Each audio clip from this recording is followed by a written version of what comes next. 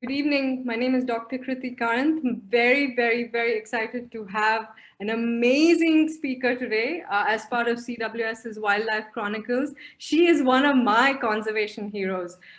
So Laly and I have a long history together, but I want to tell you about this amazing woman.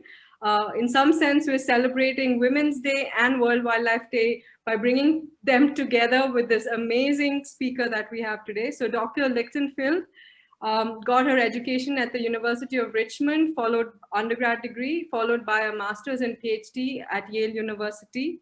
She has spent more than 20 years in Tanzania, co-founding African People and Wildlife and mentoring many Tanzanians to actually engage in conservation initiatives, conservation projects that actually enable both people and wildlife. And I have huge admiration for the work that she and her organization are doing today in Tanzania. And I feel like we have a lot that we can learn from them. And I hope that we will through this conversation. She's won many awards. Some of them include being a Fulbright Scholar, a Nat Geo Explorer, the 2019 Women of Discovery Wings Conservation Awardee. And I first heard of Laly actually 20 years ago. I happened to be doing my master's at Yale, and Laly and I had the same advisor, and I would just hear about Laly this and Laly that. Unfortunately, we never overlapped at Yale. I never met her. It took us 15 years for our paths to cross, and thank you, Nat Geo, for putting us together, because my last name starts with K and hers is L. So we're always seated next to each other, and this is where all the magic began. You put two crazy people together and then you have these amazing conversations. She is also one of my dearest friends, someone I always turn to for advice. So this is an incredible honor. Thank you, Laly, for being with us. And I'm hoping to get started with a whole bunch of exciting questions, and we leave the last 15 minutes for the audience to ask you questions as well. So let's start with Thank you, Krithi. Thank you. It's such a pleasure to be with you today. I have equal admiration for you as well and for the work that CWS is doing. In fact, I'm so glad that I've had the opportunity to come on the ground with you and your team, see the amazing work that you all are doing in India to really make a difference for people and wildlife. It's just tremendous. And so I think we share a lot of shared beliefs in our conservation strategies. We certainly have a shared history and a lot of mutual honors and awards, as well as you're also a Nat Geo Explorer and Wings Women of Discovery Awardee. So it's just a real pleasure to be here with all of you today and to be able to speak with such a wonderful conservationist and a wonderful friend. Thanks, Laly. So let's get started. I mean, what got you into wildlife and what brought you to Tanzania? Let's start with that story. Well, Krithi, similar to you, it's just a passion that started at an early age. As a little girl growing up in New Jersey in the United States, I didn't have lions in my backyard, but I did have a beautiful forest, streams, and some dogs that I used to go out and play with. And just everything was about the environment. I really just got my inspiration and my peace from being out in nature. And, being exposed to things like National Geographic and other magazines, my family really supported that at an early age. And all of a sudden, I think my interest, it just somehow turned to African wildlife. I wanted to hear the real roar of a lion in the wild. And so that just sort of became a passion of mine and something I wanted to explore. So when did you first, I know you went to Kenya first before Tanzania. Mm-hmm. Let's talk about that. And then how did you get to Tanzania? Yeah, so as a freshman in college, when I was at University of Richmond, I was fortunate to be able to travel to Kenya on a summer semester with a group called the National Outdoor Leadership School, which has just amazing trips all around the world that are educational. It's about geography, environment, culture, wildlife, people. And it was an incredible exposure to such a remarkable country. And it helped me to really understand and get an in-depth sort of introduction to Kenya, the wild places. It began to kind of formulate ideas in my head around human-wildlife conflict. You know, we traveled to the very famous Masai Mara, and prior to being there, I'd never realized that the wildlife moves outside of the reserve and the livestock move into the reserve. And this sets up all sorts of challenges, challenges you're also facing in India. And so as a young student at Richmond, when I got back to the university, just everything became about Africa, African politics, economics, ecology, conservation. It just all really started to formulate in my head that, you know, I was going to go back to the continent and try to make a difference. So were there particular people who mentored you, who inspired you, you know, when this, you know, passion for Africa and African wildlife developed? Yeah, at the time, I really began to look into professors that were really interested in this kind of human wildlife dimension. And two of them at Yale, Professor Stephen Kellert, who's no longer with us, he was one of the authors on the biophilia hypothesis with E.O. Wilson, really thought very deeply about humans' connections to the natural world. And I just found that fascinating. And then also Oswald Schmidt, who was also at Yale, you know, and really looks at kind of predator-prey dynamics, but also really interested in large carnivores and, you know, the environment, look at sustainability issues for people in the environment. And I was really inspired by the two of them. So even before I started my master's degree at Yale, when I received my Fulbright scholarship, I went back to Kenya for a year and a half after finishing my undergrad, and I was already in touch with Steve Kellert at Yale, and so he was guiding and mentoring me kind of from afar. And I think you were one of the early scientists who saw the value of integrating the social sciences and the ecological sciences, and you did that as part of your PhD. So can you tell us more? Yeah, I'm really fascinated by that human nature connection and about bringing together win-win solutions for people and nature. I think it is possible. I think it's critical. Even in some of the world's largest protected areas, systems like the Serengeti ecosystem here in Tanzania, or the Selous Game Reserve, which is one of the largest protected areas in Africa, we still have, you know, conflict and issues surrounding these protected areas that negatively impact people, they negatively impact the wildlife. And yet there are simple solutions that can be developed when we take the time to talk to people in those landscapes, to get those local ideas. And so that's just something that's always been in me. I don't think conservation just has to be excluding people. I think it's very important to set up conservation areas. I respect them. I think they're absolutely necessary, but I'm also an advocate for looking at the larger landscape and ensuring that our conservation work is kind of seamless across that entire landscape and bringing people into the picture. So if you look at Tanzania today and then 20 years ago, what do you feel has been done right, and what do you feel are still big challenges that the country needs to address around wildlife and conservation? Tanzania is a remarkable, remarkable country for conservation. I have to say, we have over 30% of our land mass. It's about 900,000 square kilometers, but 30% of that is under some form of conservation. That's a tremendous achievement at a time when the world is working towards 30% by 2030. Tanzania is already there, and they're not stopping. Right now, there's additional work being done to develop corridors between protected areas, to expand certain protected areas. So it really is a country that's been dedicated to conservation, and this is a wonderful thing. Tanzania also has a very strong history of strong central government.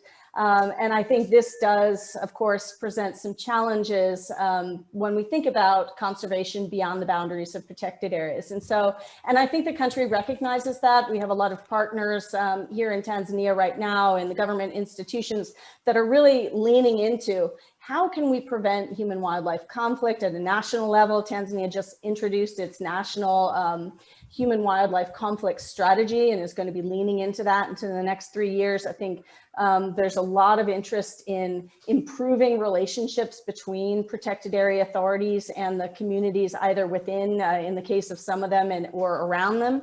So I think we still have a lot of work to do on that end, but I think that the country is beautifully poised to be one of the leading authority in the country. And then, you know, if we can succeed in bringing more Tanzanians into the conservation community from their own perspectives and feel that it's beneficial to them, then I think this country will have done something remarkable.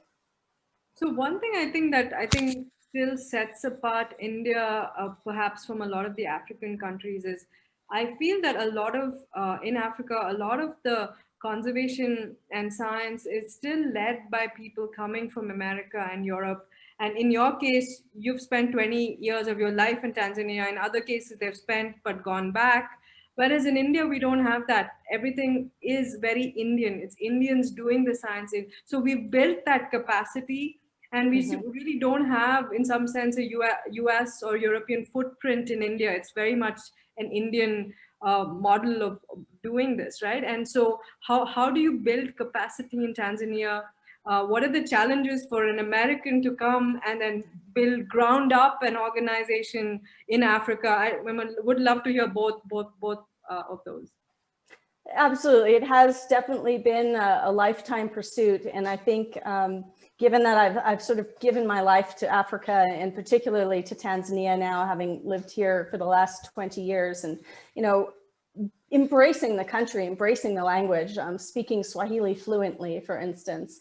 And then, of course, with my team, as we grew, ensuring that, you know, about 98% of my team are Tanzanian. So these, again, are Tanzanian solutions to Tanzanian problems. And I think that as a leader, and I know you and I love to discuss leadership issues, it's really important. And in the last 15 years, African People and Wildlife is celebrating our 15-year anniversary this year. Over the last 15, after, you know, kind of growing with the organization, recognizing how important it is to set your team forward and set them up for success and set them up for generating ideas. So many of the ideas for our conservation programming, they come from the ground. They come from a partnership between our incredible program team and the communities that they're working with. And so we're really trying to bring forward those local solutions and not, you know, parachute in from the outside with ideas that just culturally or economically or politically wouldn't make sense. But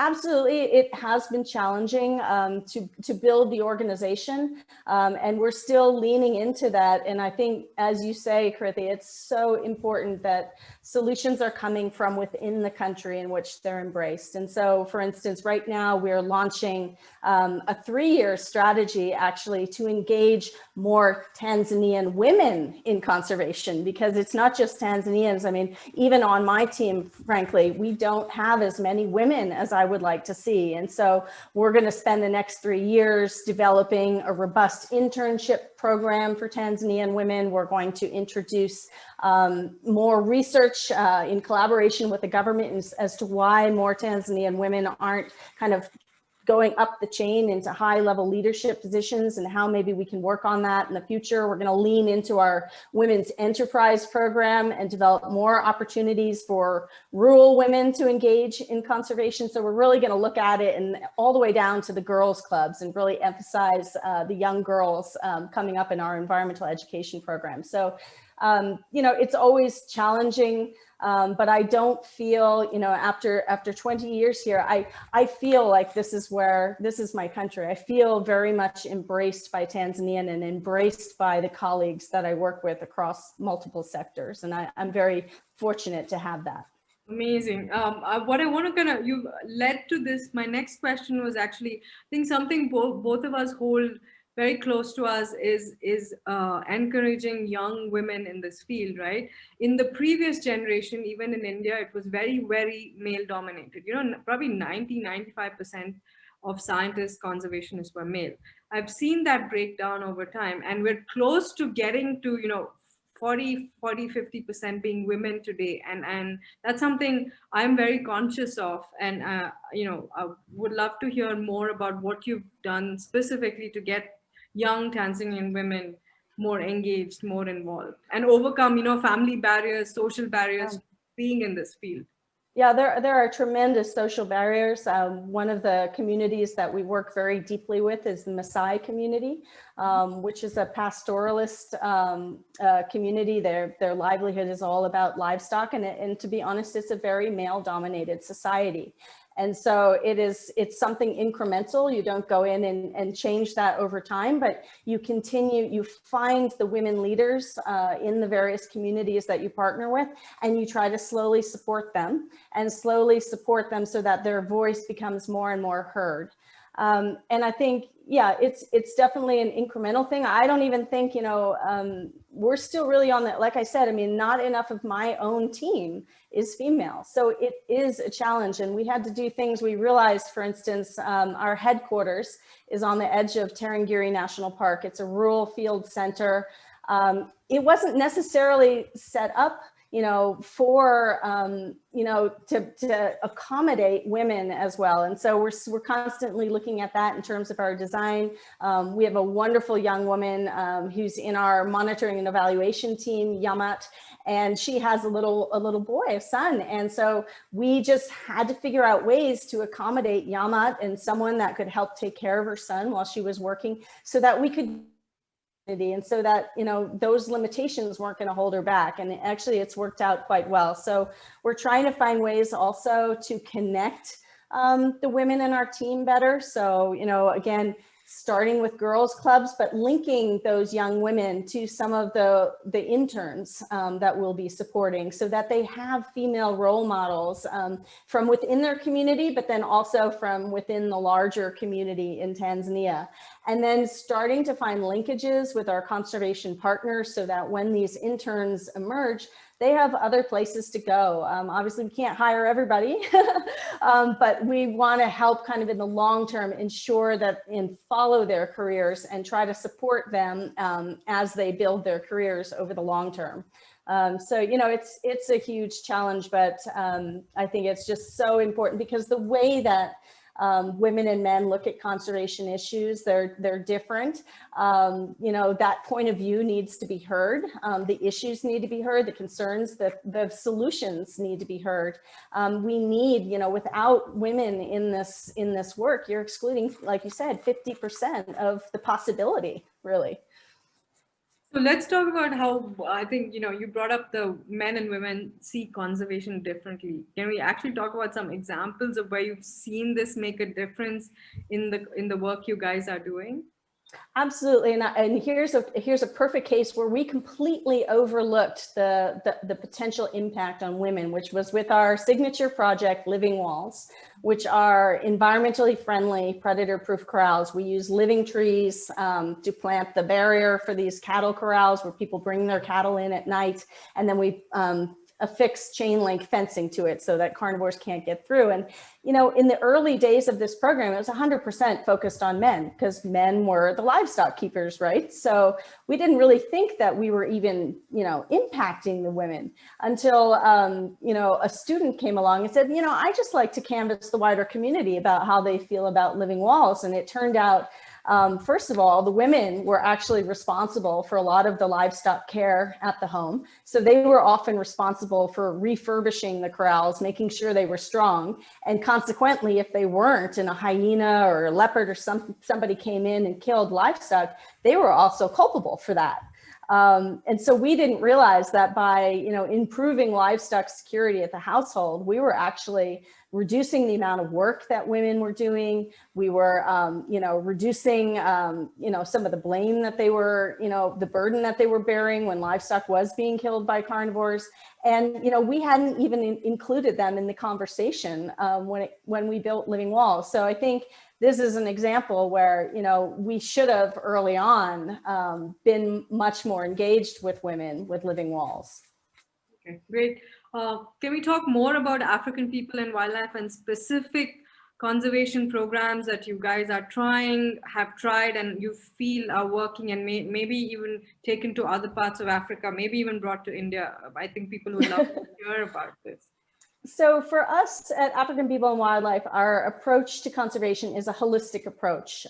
It's a landscape level approach. It's about understanding that When we prevent conflict with wildlife, that's fantastic. That's putting out a powder keg. It's putting out, an immediate, issue, or livestock are being killed and lions are then being persecuted. Very similar, Krithi, this with the beautiful tigers in India and the conflict with people's livestock.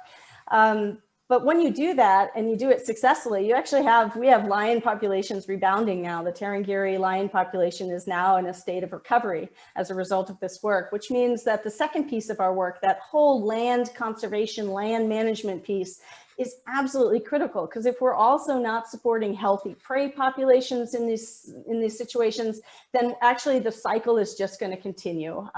Conflict is eventually going to increase again, because now we have more lions moving around the system. So really looking at that holistic piece. And within that, I think personally, I'm an advocate that a lot of solutions are local. Again, they're, the environment, the culture, the geography, the politics, it's so localized. But what we're doing at African People and Wildlife is realizing that our process of engaging with communities is what's scalable. And that's what we're taking to other places. And so we're really starting to lean into peer-to-peer learning opportunities, inviting colleagues and other partners in conservation just to come and see how we do our work, how we engage with communities, how we bring that local voice to the forefront and ensure that we're developing programs based on shared goals. And so we have this, community conservation framework that we developed in partnership with National Geographic. It's open source. You'll find it on our website if you're interested, with a number of open source tools as well. And so this process of engaging, using best practice to work with communities and other stakeholders is what we're starting to scale now. We're starting to work in a very exciting project in Angola with the National Geographic Okavango Wilderness Project to bring our process of community engagement to a tremendous conservation project in southeastern Angola. So when you look at sort of the fate of Africa's wildlife, I think most people don't realize how these populations of lions and giraffes and elephants that we take for granted has actually collapsed, right? It's collapsed. In India, it collapsed 120 years ago. In Africa, I'm kind of seeing what has played out in India 100 years ago, right? And to me, when something that you think as common as a giraffe is in trouble, then it's time for people to wake up. And why are we still not seeing like the momentum in terms of more stuff being done? And why is the language still generally things are okay, and African species are not as much is in trouble as the rest of the world, right? I think it's because the dialogue is often very place-based. So there are places where things are working well, then there are places where it's, obviously it's not working as well. So I think, as I mean, the African continent is so huge that and the issues that wildlife is facing are so variable and so different based on the country and the area. I think it's very hard to get kind of the whole picture point of view. For instance, even with lions, okay, lion populations have plummeted, like you said, 100 years ago. There may have been, some estimates put them way over 100,000, but, we don't really know, right? But now today, estimates range from 20,000 at the low end to 30,000 maybe at the high end. And, we can argue about where that number lies, but the point is we've lost a tremendous, amount of lions on the African continent, and yet the threats to them are very different. So, in East Africa, human wildlife conflict, lions taking livestock is just a huge, huge issue. But when we, head further south, we start seeing snaring, bushmeat, people going out and poaching for bushmeat, and then lions getting caught up in those snares is a tremendous problem. We start seeing issues with lion bone, the trade for lion bone, and of course, in some parts of Africa, the canned hunting of lions and the breeding of lions in captivity, triggering a lot of different issues for conservation. So there's just the range of issues is so wide, I think. that it's hard for people to really just jump in with a simple message. True. And I think in some sense, our generation around the planet is literally going to be that generation where in the next 20 years, you see either recovery and some sense of coexistence through all the things each of us are trying, or you're going to see this complete collapse and blinking out of large populations. And I think we are optimists, but tell me more about what makes you optimistic about this and what gives you hope that we're not going to lose all these amazing species in our lifetime.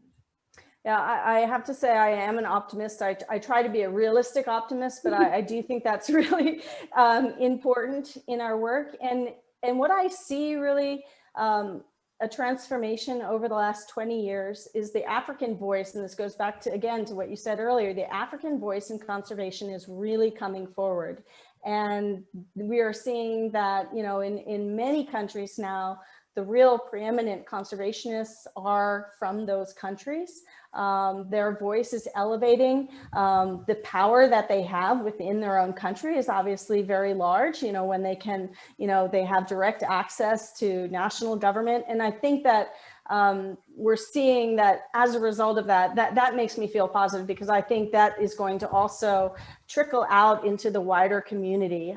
As we see more Africans engaged in conservation, you know, there's wonderful conservationists like Paula Kahumbu in Kenya, who's done so much to get the Kenyan population interested in conservation.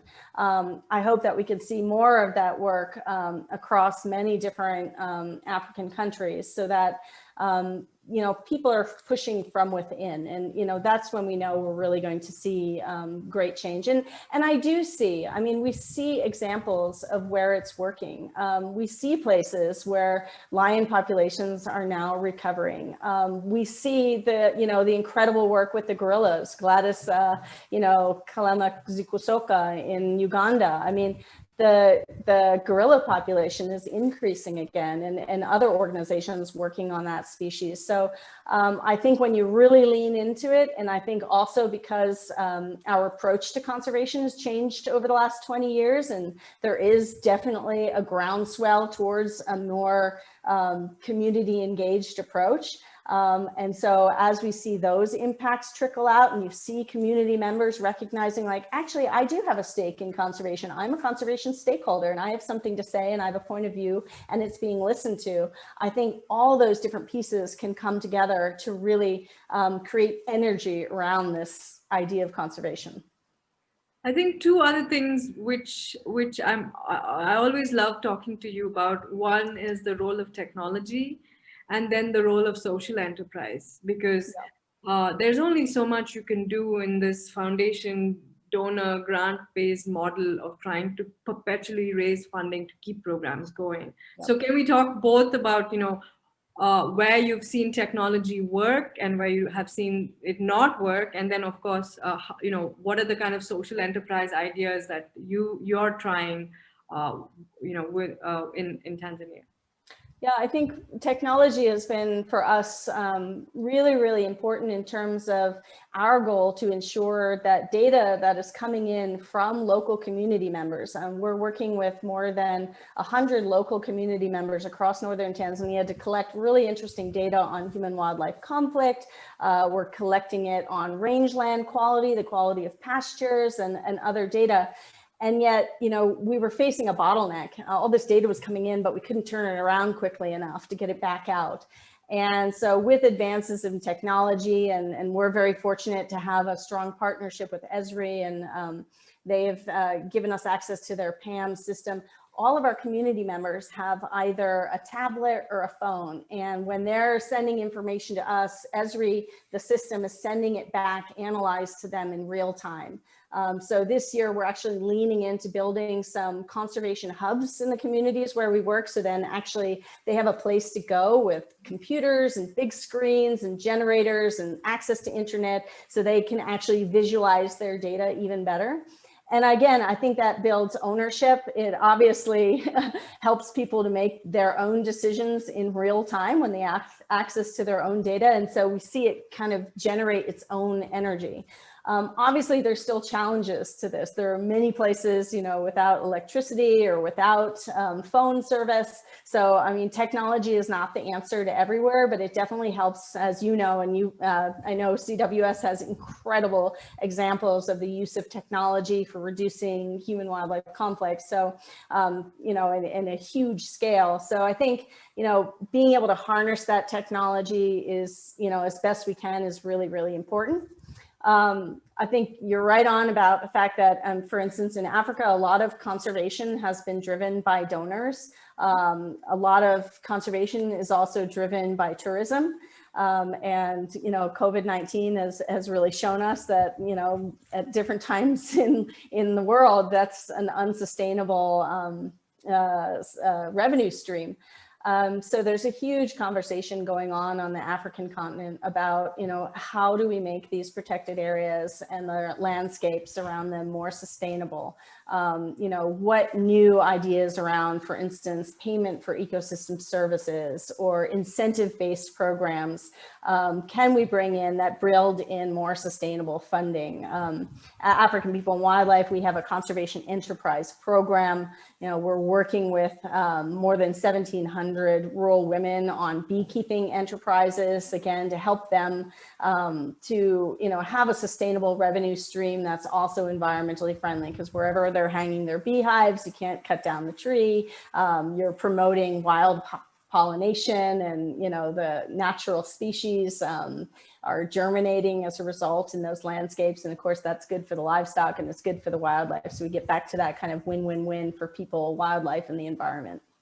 Great. I want to go back to a point that you mentioned earlier. I think, so much of conservation focuses on wildlife in protected areas.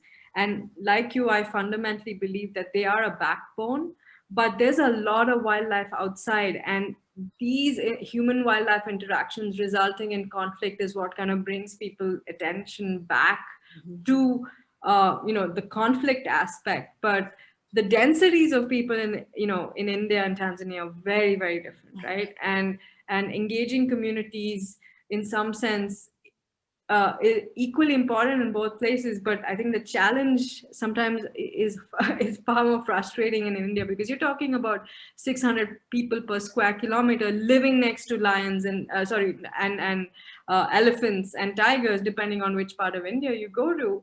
For me, unless we solve this bit of it, we're going to lose more wildlife, right? Largely, the protected areas that are working.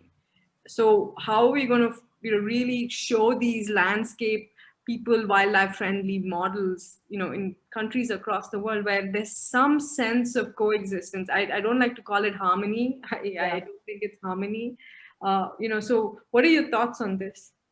So, it was remarkable when I was with your team, actually, and we were far, far from one of the forest reserves, I believe it was, and your team said, oh, elephants were here yesterday, and like you're saying, the density of the human population was so high, I just couldn't imagine why the elephants were moving across such a human-dominated landscape. And obviously they love that tasty maize or whatever was being grown there that day. And we could see their tracks and that they'd come across. And like you're saying, when that happens, wildlife is in the negative, right? It's just constantly in the negative for people. One of the things that we're thinking and trying to explore is the idea, in Tanzania, the national parks have a community conservation service. They have, an acknowledgement that communities around the parks are important. But the way that they've run the program hasn't always been targeted for that win-win. So they do wonderful things like support schools, build classrooms, water pumps, wells, which is great because the community is glad for that. But where is the win back for the park in that? And so what we're trying to work with now is this idea of kind of merging support from conservation from these protected areas with strong land management and incentivizing communities that are actually putting back into their landscapes, incentivizing that by having the government come on board and partner up and say, okay, you're doing a really good job here, so we're gonna back you with this a little bit more. And this is just an emerging idea. It's not being implemented yet. But I think, like you're saying, we have to find ways to have positive solutions so that, you know, conservation becomes not just that negative interaction, but it's actually something that can benefit your life. So I think one of the things that we see I can't seem to hear in you. Africa that's done well is that you can have private reserves and you can have community reserves. We don't see community models of conservation in India that are really at scale. Can you talk more about the successful private and community reserves that you've seen? Yeah, so there are so many different models of this across the African continent. There are some wonderful community conservancies in Kenya, from what I've understood from the Kenya Wildlife Conservancy Association, every single one is slightly different. It's managed or set up differently. And I think they're strongest when there is strong tenure over the land, when it's very clear, you know, who the land belongs to, whether it's a group of individuals, you know, or a group ranch in the case of Kenya, or a village in the case of Tanzania. And then when there are, you know, strict bylaws and systems in place for managing, and so it's not just on paper, but it's actually a functioning entity. There are very strong programs from Namibia in this. Tanzania's system is actually a little bit more challenging. We tried actually to put together lots of communities into what we call a wildlife management area, which has been very challenging because some of those communities have wildlife space and others don't. And then there can be issues over rights and benefits. So I think, but I do think overall, again, you know, connecting the communities to conservancies and to benefits that they can then reap. And we're seeing, so in Kenya, it's not always about tourism. Sometimes it's about grassland management.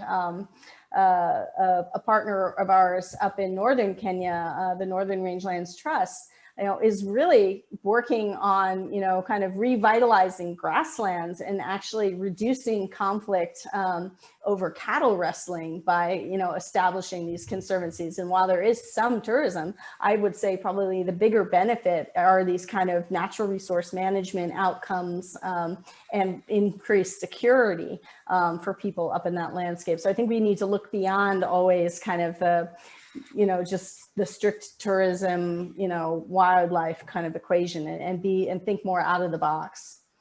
Okay. So how has the pandemic affected you guys in terms of daily work that you do? And what are your thoughts on, do you think this is going to actually get enough people to change their lives and lifestyles to recognize that you can't keep tinkering with nature without large global consequences? I certainly hope so. I think in the beginning of the pandemic, there was a lot of conversation around the environment. I think it's gone on, you know, here's maybe where realism comes into play so much. I think people are so tired of this pandemic now that we've lost some of the energy around that conversation. I know that, you know, there are many trying to keep that energy alive. I think there, you know, from a climate point of view, that's really been pulled out strongly over the last year. But I think we need to not lose that focus on the importance of protecting the natural environment. We need to keep feeling invigorated that this is the time that this message should resonate, you know, globally, and it should resonate strongly. For us on the ground, yeah, it was absolutely, as it is, I think, for you all and everyone, extremely challenging to get work done. Technology did come to the rescue a bit there because, again, you know, there's amazing things you can do with WhatsApp, and programs that you can keep going just by being able to communicate with team members. A lot of our community members on the ground, they do their work kind of individually when they're out collecting data anyway, so they were able to keep their work going. But, you know, this has set Tanzania, you know, back tremendously. You know, the numbers, you know, of visitors to the country have just plummeted. Again, some of these protected areas and community protected areas were dependent on the tourism revenue. I think it's amazing that so many conservation partners have you know, developed funds or actually increased support to conservation during this time. So we have been fortunate at that, but I mean, it can't go on forever, right? And so, you know, as this pandemic just continues on and on, and yeah, we don't know, you know, on the African continent, you know, how soon it'll be able to, you know, wide numbers of the population will have access to vaccines and will want vaccines. It's still extremely troubling. So this zoonotic came from China, but a lot of the other big ones have come from Africa. And you know, what are your thoughts on, you know, emerging zoonotics going into the future? Are you fearful, or are you you know, more optimistic about this? Do you think there are many more pandemics hiding out there in some sense? I am fearful, Krithi, because like you say, I mean, you know, we know the population on the African continent is increasing quite a bit. And that means that, you know, people are going to come in closer and closer proximity to wild populations. We know that there is still a strong dependency on bushmeat, whether that be for, you know, just daily sustenance, or whether it's actually a delicacy in some cases. So, and it's revered in some parts of Africa to have wild bushmeat.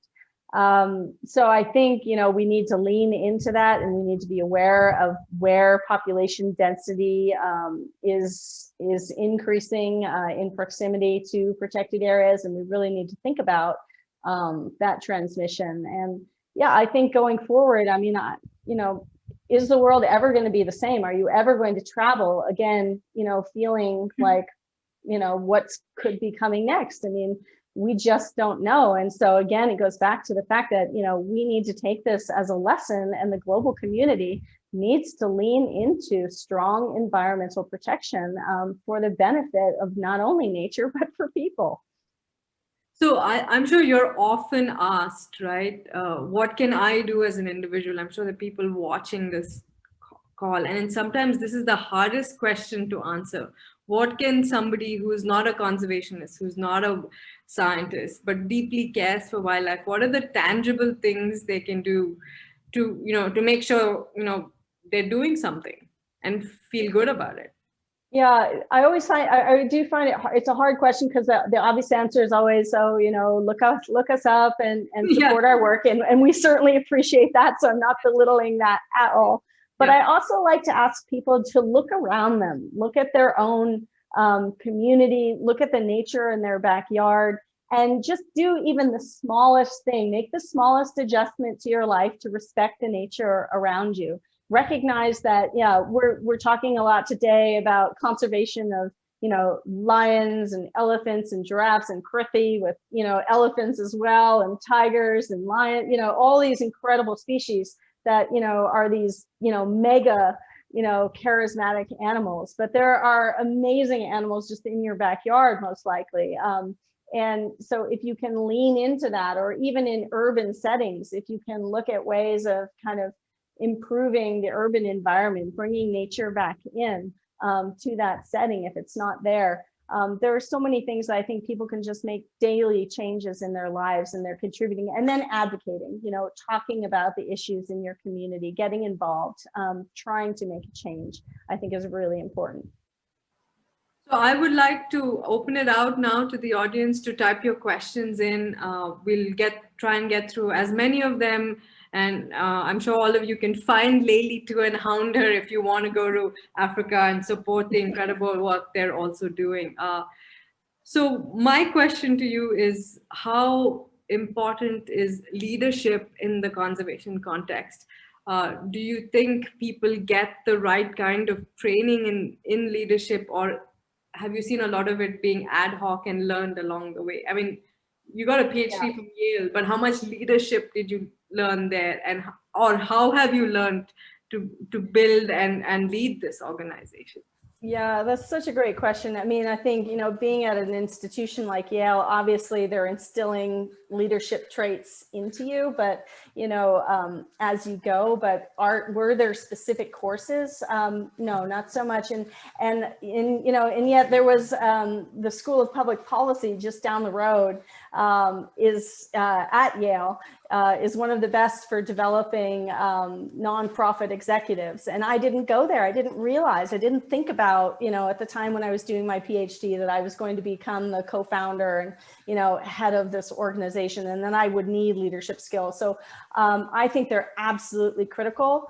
I think that learning how to lead a team and to empower your team and support your team, and yet ensure also that your organization remains focused on its mission and doesn't drift. It's a challenge. And I think it's something that I'm seeing colleagues of mine, you know, getting leadership training as they go, like you say, Krithi, because they hadn't had it. Now they're in a setting where, you know, they actually need to become stronger leaders. And so I would hope that more and more programs incorporate leadership as a dimension of kind of becoming a strong conservationist. And so for many of us, it's not just a job or a career, it's a lifetime passion, right? And this field has so many ups and downs. And I want to know what keeps Laly going, what keeps her, you know, 20 years in, 30 years in, 40 years in, what keeps your energy and your passion and your commitment to this? Yeah, it's absolutely hills and valleys. You know, you get a win and then something else happens and everything goes back, you know, 2 steps forward, 3 steps back. So, I mean, you really do have to keep energized. I would say it's multiple things. It's that rare moment when I do get up to the field and I'm able to hear a lion roar, you know, going back to what, you know, kind of inspired me in the early days, that wild sound of Africa, but also the people, my team. I mean, the work that they do, the commitment that they show, it's just remarkable. I mean, they are the heroes. They're the ones on the ground doing this work, and it's so hard at times, and they just, you know, they're just amazing. And then the community members, just, I'm so inspired by the lives in these you know, in these communities where we work. They can be very difficult, and yet the perspective, the point of view, the positivism that you see, it's infectious, really. You know, often in the US, when you read about Africa, it's always gloom and doom and, you know, disease and famine and you know, where are the stories of, you know, camaraderie and partnership and fellowship and community that are so strong in these settings? That really gives me a lot of hope, and it's hope for the future. And it's my little, as you know, you've met her, it's my little 8-year-old daughter who's just a real pistol, and who I just absolutely adore. And it's that commitment to hoping that the world that I leave her is a better place than you know, the one that I entered, at least incrementally. So one of the questions we have today is, how essential do you think getting professional degree in wildlife is important? That's such a great question, because I think, you know, my husband, Charles Trout, he's also co-founder, and he's our chief program officer, and he doesn't have the, you know, purely academic background that I do. And yet, you know, he's absolutely critical to the success of our programs. You know, he was born on the African continent. He, you know, understands a lot of the issues from a very personal point of view. So I think it's a blend of both. I'm absolutely an advocate of a strong education, but I'm also an advocate that people get on the ground and experience realities and see things from the non-academic point of view. And if you have the ability to blend those two, then I think you're going to be an extremely strong conservationist, because science-based work is absolutely critical to our work, but we also realize that the work has to be practical, it has to be realistic, it has to be sustainable, it has to be embraced by local people. And the way you get there is usually just by building strong dialogues, strong relationships, things that people can do naturally.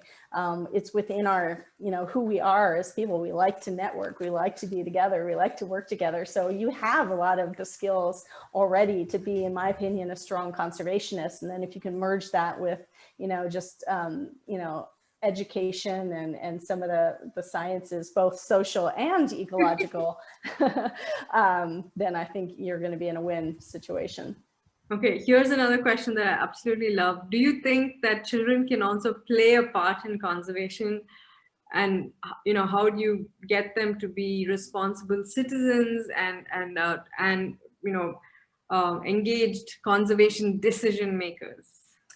Absolutely. And I think it comes from having those conversations. I mean, just downstairs, my daughter has a little sign up by the waste paper bin that tells us not to throw anything in there that could be used, that still could be used in some way. She's a marine biologist. She's advocating for the ocean. She's already asked, can we change our logo, which is of a lioness and a woman, to something that also incorporates the ocean, because she likes our tagline, finding the balance. So, I think she's grown up in this conservation language and world. And just like, you, Krithi, come on, you're an absolute example from your father, and, the stories of being out and watching the tigers with your dad. That became instilled in you, I think.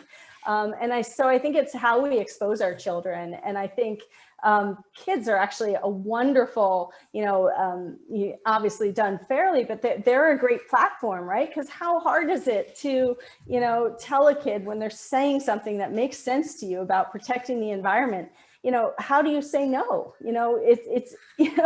You're not leading by example if you're not following your kids and supporting them in their environmental protection endeavors. So I absolutely think kids can be included, and I think they can be extremely strong advocates for conservation. So what do you see happening in Tanzania around kids? And you mentioned Paula's work in Kenya and the wildlife series that she's doing. What's happening in Tanzania with getting kids more engaged in wildlife? Yeah, I think Tanzania does sort of have a national program for wildlife clubs. There are other organizations also working on this. We're working on it. We have a big youth environmental education program. We're trying to bring the local youth into the parks every year. Last year, unfortunately, that wasn't possible, so we pivoted to creating an incredible virtual tour of Tarangire National Park for youth.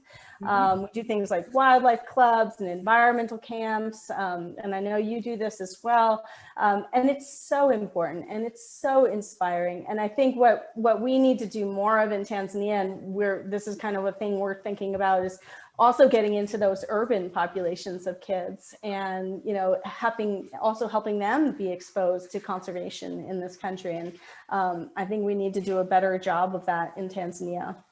Great. So I'm mindful of time. We have, I think, time for 2 questions. I'm just going to ask you both of them. The first one is, what is Tanzania's biggest wildlife challenge right now? I think one of the biggest right now is invasive species. We have a huge problem with invasive species across the northern Tanzania rangelands. That could be extremely challenging for conservation across these landscapes. And then the second, what kind of invasive species? So I'm speaking about pasture, so invasive vegetation, weeds, different vegetation species that are coming in and kind of killing out the native grasses that are so critical. I think another big challenge that Tanzania has is the connectivity. It's something, keeping these, huge systems intact with a growing population. It's something that the national government is prioritizing, is, how can they keep the connectivity, by creating wildlife corridors. And then, of course, how can they do that in an empowered way that also represents the people that are living in those landscapes. And this leads, I think, to our last question, which is, how do you communicate and engage with the local communities? Because that's ultimately what's going to decide the fate of a lot of these species, right? So at African People and Wildlife, we have a whole process of community engagement. It's called ACTIVE, and that's an acronym for Access, Connect, Team, Implement, Verify, and Evolve. And I would say that often with conservation projects, you'll see people jump in and implement. They'll just whoop into the community and let's start implementing.